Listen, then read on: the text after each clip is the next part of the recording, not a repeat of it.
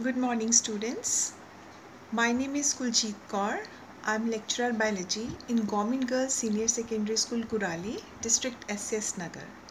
Students, we are doing the first unit of biology, that is the living word. We have already done 2 chapters. The first one, the living word, and the second is biological classification. From today onwards, we are starting the third chapter, that is plant kingdom. So let's start third chapter.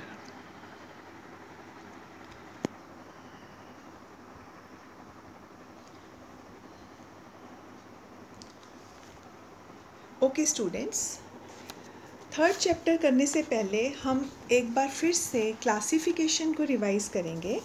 बच्चे, आपको मालूम है कि near about 1.8 million species हैं इस planet के ऊपर जिनको साइंटिफिक नेम दिया गया है, राइट। बट साइंटिस्ट ने उनका एक एस्टिमेट है कि 100 मिलियन स्पीशीज़ ऐसी हैं, 10 से लेके 100 मिलियन स्पीशीज़ ऐसी हैं जिनको अभी तक हमने आइडेंटिफाई ही नहीं किया है, ठीक है। सो इतनी जो वास्ट डाइवर्सिटी है हमारे प्लैनेट के ऊपर, उसको समझने के लिए हमने क्या करा है, उनको ग्रुप्स में डिवाइड किया है। उनकी सिमिलैरिटीज़ या उनके डिफरेंसेस को देखते हुए उनके हमने डिफरेंट ग्रुप्स बनाए हैं, ठीक है। सो उसके लिए हमने पहले प्रीवियस चैप्टर में भी मैंने आपको बायोलॉजिकल क्लासिफिकेशन बताया था कि बच्चे बायोलॉजिकल क्लासिफिकेशन जो है, या हमने क्लासिफिकेशन क्यों किया। सो क्लासिफिकेशन क्या है? एक साइंटिफिक प्रैक्टिस है of identifying, naming and grouping of living organisms. Living organisms को साइंटिफिक वे से हम आइडेंटिफाई करते हैं, उनकी पहचान करते हैं, उनको एक साइंटिफिक नेम देते हैं और उनको ग्रुप्स बना देते हैं। उनके ग्रुप बनाने से क्या होता है कि अगर किसी ग्रुप के एक मेंबर को हम अच्छे से स्टडी कर लेते हैं तो उस ग्रुप के जो बाकी मेंबर्स हैं उनके बारे में भी हमको बहुत सारी इंफॉर्मेशन मिल जाती है और उनको अंडरस्टैंड करने में हमें हेल्प मिलती है। सो बायोलॉजिकल क्लासिफिकेशन के बहुत सारे एडवांटेजेस हैं। सबसे पहले ऑलरेडी हम कर चुके हैं बच्चे कि बायोलॉजिकल क्लासिफिकेशन से क्या होता है कि हम कोई भी जो लिविंग ऑर्गेनिज्म हम पढ़ रहे हैं उसकी जो स्टडीज़ हैं वो बहुत कन्वीनियंट हो जाती हैं हमारे लिए, ईजी हो जाती हैं। और इससे हम it helps in understanding relationship among various group of organism. जो उस ऑर्गेनिक ग्रुप के अंदर जो डिफरेंट ऑर्गेनिजम्स हैं उनमें आपस में क्या सिमिलैरिटीज़ हैं या कौन से डिफरेंसेस हैं, उनका रिलेशनशिप को अंडरस्टैंड करने के लिए क्लासिफिकेशन इज़ वेरी इंपॉर्टेंट। और इससे हमें उनका एवोल्यूशनरी रिलेशनशिप भी पता चलता है कि एवोल्यूशन कैसे हुआ, कैसे सिंपल फॉर्म से कम्प्लेक्स फॉर्म आए, तो उसको भी अंडरस्टैंड करने के लिए क्लासिफिकेशन हमें हेल्प करती है। देन टेक्सोनॉमी, बच्चे ऑलरेडी मैंने आपको ये वर्ड बताया है, टेक्सोनॉमी एंड सिस्टमैटिक्स। मैंने आपको बताया था कि it is the branch of biology which deals with the classification. So वो ब्रांच ऑफ बायोलॉजी जिसमें हम ये सारे क्लासिफिकेशन के बारे में पढ़ते हैं, एनिमल्स को आइडेंटिफाई करना, नेम करना, उनके ग्रुप्स बनाने। So that branch of biology is known as taxonomy. Okay, next students, in the previous chapter we studied about the different system of classification. उसके बाद हमने 5 किंगडम क्लासिफिकेशन पढ़ा जो कि विटेकर ने दिया था, R.H. विटेकर ने। और ये जो सिस्टम ऑफ क्लासिफिकेशन था हमारा, हमने देखा कि किस पे बेस था, जो कि एक्सेप्टेड है, हम आज भी फॉलो कर रहे हैं इसको। सो ये जो सिस्टम था ये किस पे बेस था? Complexity of the cell structure. जो पर्टिकुलर जो लिविंग फॉर्म्स हैं उनके किस तरह का सेल है, सेल स्ट्रक्चर को पे बेस था। Then complexity of the organism body, कैसे ऑर्गेनिज्म सिंपल से कॉम्प्लेक्स की तरफ गए। Then mode of obtaining nutrition, different living form अपना न्यूट्रिशन कैसे ऑब्टेन करती हैं, क्या वो ऑटोट्रॉफ्स हैं या वो हेट्रोट्रॉफ्स हैं। सो इस पे बेस था। देन फाइलोजेनेटिक रिलेशनशिप, फाइलोजेनी होती है बच्चे किसी भी चीज़ की, जब हम एवोल्यूशनरी हिस्ट्री पढ़ते हैं तो वो किस पे बेस्ड होती है, एवोल्यूशनरी रिलेशनशिप देखते हैं बिटवीन द डिफरेंट ऑर्गेनिजम्स। सो वो सारा किसके अंदर आता है? फाइलोजेनी के अंदर आता है। सो जो विटेकर थे, विटेकर ने क्या करा, उन्होंने 5 सिस्टम क्लासिफिकेशन जो दिया, तो बायोडाइवर्सिटी को उन्होंने मेनली 5 ग्रुप्स में, 5 किंगडम्स में डिवाइड किया। ये हम ऑलरेडी डिटेल में कर चुके हैं। Kingdom Monera, then kingdom Protista, then we have Fungi and then Plantae and Animalia. So this we have already done. So बच्चे एक सिंपल ये पिक्टोरियल रिप्रेजेंटेशन है विटेकर का जो 5 किंगडम्स हैं उसके ऊपर बेस्ड मैंने ये बनाया है। तो उसमें ये ऑलरेडी हम ये कर चुके हैं। जैसे हमने देखा किंगडम प्रोटिस्टा के मेंबर्स हमने देखे। प्रोटिस्टास जो थे वो क्या थे, देवर यूकैरियोटिक थे। पहले हम मोनरा देखते हैं। मोनरा में हमने you bacteria and Archie bacterias करे थे। यू बैक्टीरियाज जो यूनिसेलुलर थे, प्रोकैरियोटिक थे। प्रोकैरियोटिक मैंने आपको बताया था कि उसमें कोई वेल डिफाइंड न्यूक्लियस नहीं है, बिकॉज न्यूक्लियस के पास जो न्यूक्लियस है उसके पास न्यूक्लियर मेम्ब्रेन है, न्यूक्लियोलस है, क्रोमेटिन है। सो ये प्रिमिटिव न्यूक्लियस है, प्रॉपर इसमें न्यूक्लियस नहीं है। सो ये प्रोकैरियोट्स हैं। और इसी तरह से जो आर्ची बैक्टीरिया थे वो भी यूनिसेलुलर है और प्रोकैरियोटिक है। सो मोनरा में हमने इनको थॉरोली स्टडी किया। देन सेकेंड किंगडम जो था वो किंगडम प्रोटिस्टा था, जिसमें यूकैरियोट्स आए which have a very well defined nucleus. Unicellular multicellular दोनों टाइप्स इसमें आते हैं। उसके बाद हमने फंजाई पढ़ा। Then we have Animalia and Plantae. So हमारा ये जो आज जो हम चैप्टर शुरू करने जा रहे हैं वो पर्टिकुलरली उसमें हमने प्लांट्स के बारे में पढ़ना है, that is kingdom Plantae. Okay, now बच्चे किंगडम प्लांटी को पढ़ने से पहले हम इसके जो इम्पॉर्टेंट करेक्टरिस्टिक्स हैं जो कि इसको डिफ़र करते हैं फ्रॉम अदर किंगडम्स, तो ऐसा क्या है किंगडम प्लांटिंग के अंदर, इसके इम्पॉर्टेंट करेक्टर्स हम एक बारी फिर से देखेंगे। सबसे पहले जो इसके मेंबर्स हैं वो मल्टी सेलुलर हैं, बहुत सारे सेल से मिलके बनते हैं और यूकैरियोटिक सेल्स हैं। यूकैरियोटिक मतलब जो प्रॉपर जो इनका सेल है, तो cell they have a cell wall and cell membrane, अभी हम डिटेल में स्ट्रक्चर करेंगे, and they have a well defined nucleus. तो न्यूक्लियस है, न्यूक्लियस के पास न्यूक्लियोलस है, न्यूक्लियस की मेम्ब्रेन है। सो ये जो वेल डिफाइंड न्यूक्लियस है इसलिए हम इनको यूकैरियोटिक बोलते हैं। Then another very important point is photosynthesis. So plants जो हैं, plant kingdom means इसमें हम किसके बारे में बात कर रहे हैं, plants के बारे में। So ये जो plants हैं ये क्या करते हैं, इनके पास ग्रीन कलर का पिगमेंट होता है दैट इज़ क्लोरोफिल, और ये फोटोसिंथेसिस कर सकते हैं। फोटोसिंथेसिस मीन्स कि सनलाइट की प्रेजेंस में ये अपना फूड मैन्युफैक्चर कर सकते हैं। सो ये बहुत यूनिक फीचर है किंगडम प्लांटी का। और इसमें ये जो सेल वॉल है, आउटर इनके पास सेल वॉल है और सेल मेम्ब्रेन है।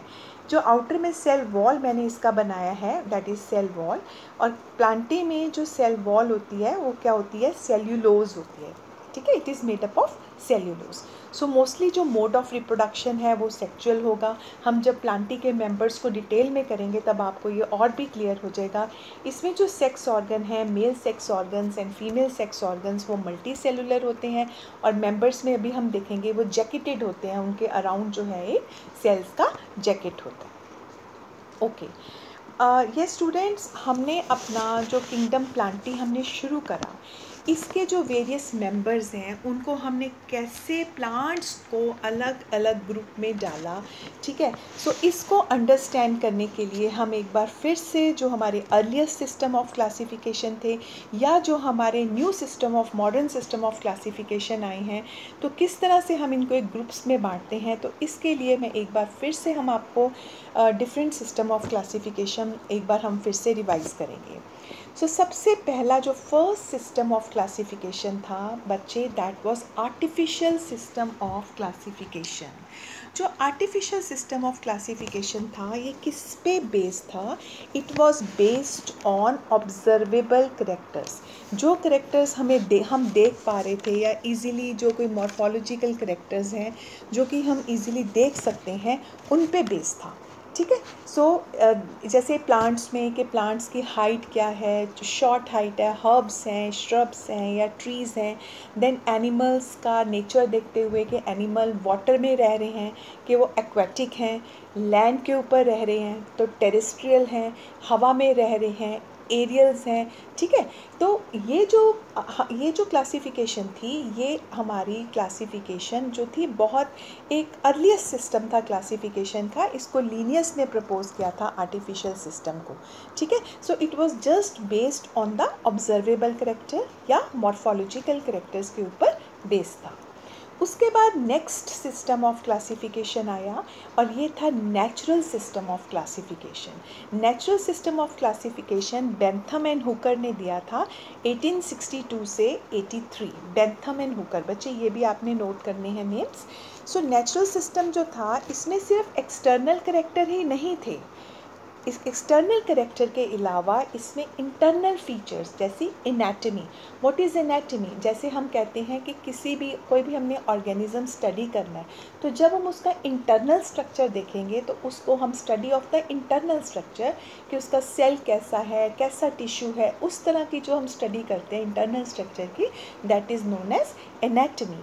Then phytochemistry. Phytochemistry means different type of chemicals which are present in the plants.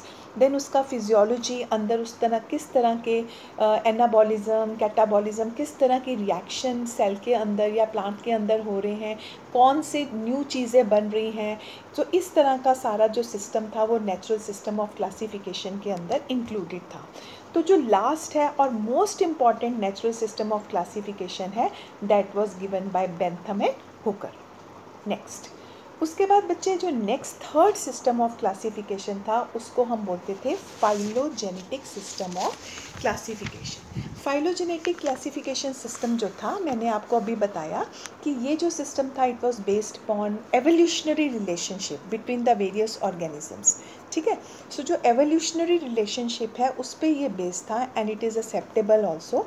ये जो सिस्टम था it appeared after the publication of origin of species by Darwin.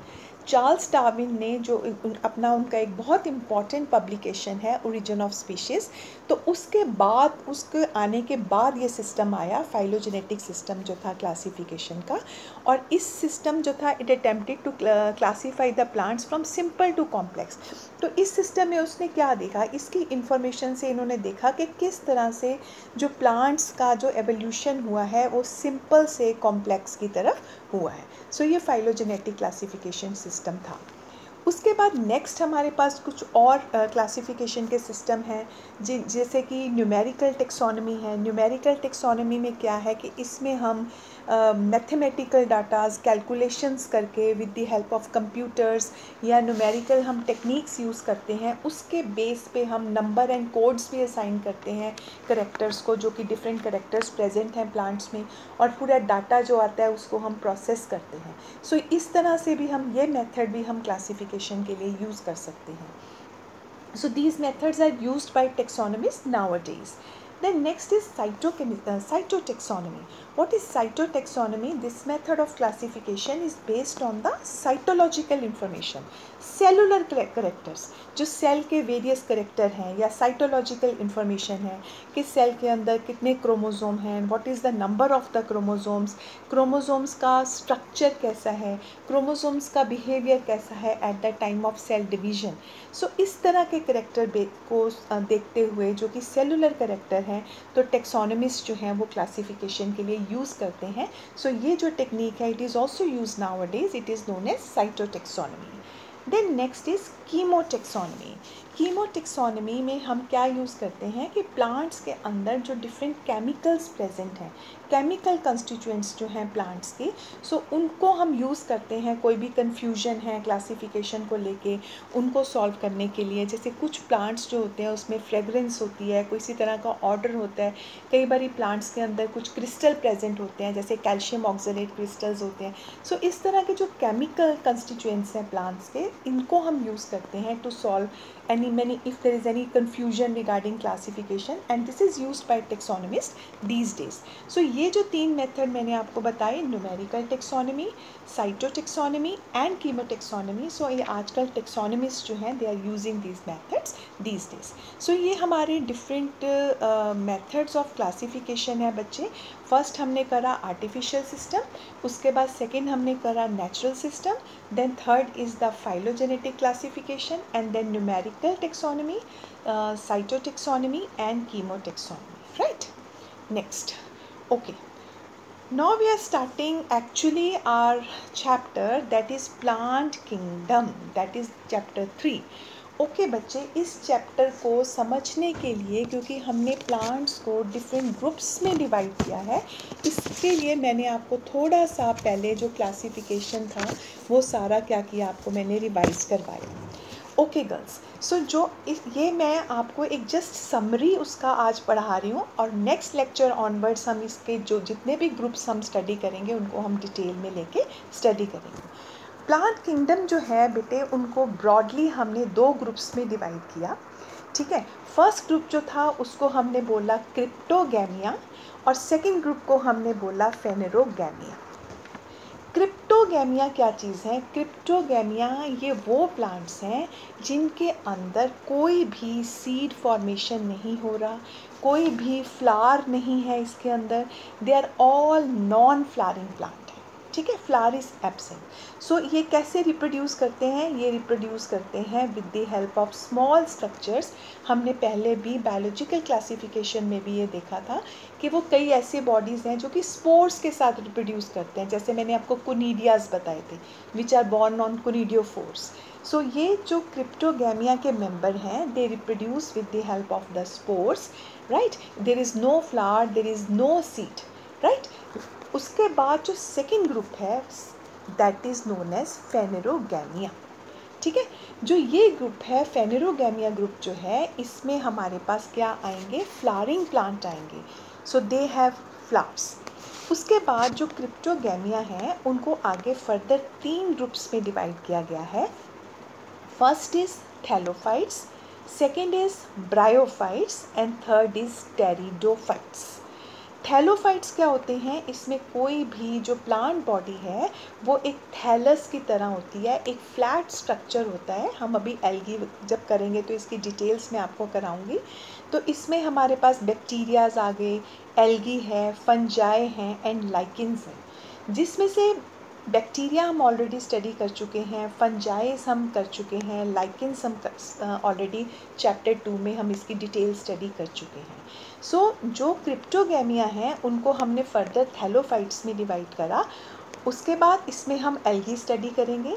Then we have जो हमारे Thallophyta के member हैं उसमें मैंने आपको क्या बताया कि उसके बॉडी जो है it is just like thallus, there is no root, stem, leaf, ऐसा कुछ भी स्ट्रक्चर नहीं है उसमें, ठीक है। उसके बाद ब्रायोफाइट्स, ब्रायोफाइट्स को हम लीवर वर्ड्स बोलते हैं ब्रायोफाइट्स। तो इसमें भी बहुत सारी एस्टिमेटेड है कि अराउंड 20,000 स्पीशीज़ ब्रायोफाइट्स की एग्जिस्ट करती हैं और ये बहुत ज़्यादा जो मॉइस्ट और ह्यूमिड प्लेस होते हैं वहाँ पे ग्रो करते हैं। इसके एग्जांपल हैं जैसे मॉस है, लीवर वर्ड्स हैं। तो ये नॉन वॉस्कुलर होते हैं, इसके अंदर वॉस्कुलर बंडल या वॉस्कुलर टिश्यू नहीं होता। Then you have pteridophytes. Pteridophytes जो हैं ये वॉस्कुलर प्लांट्स हैं, इसके अंदर भी कोई सीड नहीं है, कोई फ्लावर नहीं है, मोस्टली इसमें फर्न्स जो हैं वो इसके मेंबर्स हैं। अगर हम कॉन्ट्रास्ट देखते हैं that is phanerogams. So phanerogamic members जो हैं वो 2 टाइप्स के होते हैं। एक होते हैं जिम्नोस्पर्म्स और एक होते हैं angiosperms, right. Gymnosperms and angiosperms. Gymnosperms जो होते हैं बच्चे मोस्टली इसमें जैसे कॉनिफर्स हैं इसके एग्जांपल, या साइकस इसका एग्जांपल है, साइकस, पाइनस इसका एग्जांपल है। तो ये क्या करते हैं? ये सीड प्रोड्यूस करते हैं, सीड्स आर प्रोड्यूस। लेकिन इसमें क्या होता है कि सीड्स क्या होते हैं? सीड्स नेकेड होते हैं। मोस्टली हमने एंजियोस्पर्मिक, जैसे हम फ्रूट्स खाते हैं, हम देखते हैं कि सीड्स किसके अंदर प्रेजेंट है? फ्रूट्स के अंदर प्रेजेंट है। लेकिन जिम्नोस्पर्मिक प्लांट्स में सीड्स क्या होते हैं? वो नेकेड होते हैं, they are not present inside the fruits. अब इसकी सारी डिटेल्स हम करने वाले हैं। देन सेकेंड इसका कैटेगरी है फ्लावरिंग प्लांट्स का, जो कि है एंजियोस्पर्म्स। एंजियोस्पर्म्स क्या हैं? जो फ्लावर प्रोड्यूसिंग प्लांट्स हैं। इनमें फ्लावर है, इसमें फ्रूट है, इसमें सीड्स है, ठीक है। सो ये बहुत ज़्यादा डाइवर्स हैं, बहुत वैरायटी है एंजियोस्पर्मिक प्लांट्स की। और इसको हमने फर्दर फिर 2 ग्रुप्स में डिवाइड किया है, that is monocots and dicots, right. Monocots क्या होते हैं? वो प्लांट्स जिसमें सिर्फ 1 सीड में सिर्फ 1 कॉटिलीडन होता है। जैसे राइस है, मेज़ है, उसको अगर आप सीड देखते हो तो उसको 2 पार्ट्स में हम डिवाइड नहीं कर सकते। लेकिन जो डाइकॉट्स होते हैं उसमें 2 कॉटिलीडन्स होते हैं। फॉर एग्जांपल जैसे ग्राम सीड है, या आप मटर का सीड देखो, अगर आप उसका सीड कोट उतारो तो उसके 2 पार्ट्स, 2 कॉटिलीडन्स अलग हो जाते हैं, ठीक है। इसको हम फर्दर और इसकी डिटेल्स डाइकॉट्स, मोनोकॉट में और क्या डिफरेंसेस हैं वो हम स्लोली अपने नेक्स्ट लेक्चर्स में करेंगे। सो बच्चे ये क्योंकि हमारा जो 3rd चैप्टर है प्लांट किंगडम, इसमें हमने क्या क्या स्टडी करना है ऑलरेडी हमें इसमें हमने प्लांट्स को 5 मेजर ग्रुप्स में डिवाइड कर दिया क्लासिफिकेशन के बेस पे, और वो सारे ग्रुप हम स्लोली स्टडी करेंगे। सो वो कौन कौन से प्लांटी में हमने कौन कौन से ग्रुप स्टडी करने हैं। सबसे पहले हम एल्गी के बारे में स्टडी करेंगे। एल्गी क्या है, डिफरेंट टाइप्स ऑफ एल्गीज हैं, रेड एल्गी है, ग्रीन एल्गी है, ब्राउन एल्गी है। उसके बाद हम ब्रायोफाइट्स के बारे में पढ़ेंगे। Then number 3 is pteridophytes, number 4 gymnosperms and number 5 angiosperms. ठीक है, एंजियोस्पर्म्स जो कि मैंने अभी आपको बताया कि फ्लावर बियरिंग प्लांट्स हैं, सीड प्रेजेंट है, फ्रूट प्रेजेंट है, सबसे ज़्यादा डाइवर्सिटी जो है वो एंजियोस्पर्म्स की है। तो एस्टिमेटेड है कि around 13,000 genus and approximately 3 lakh species angiosperm की प्लानट के ऊपर एग्जिस्ट करती है। So in my next video students we will study in detail about the first group, that is algae. Okay students, so till now बच्चे it's you I have sent you the notes also, so you revise the notes, read the notes and try to understand the classification, the various classification methods which I have explained you today. Okay students, that's all for today. Thank you so much.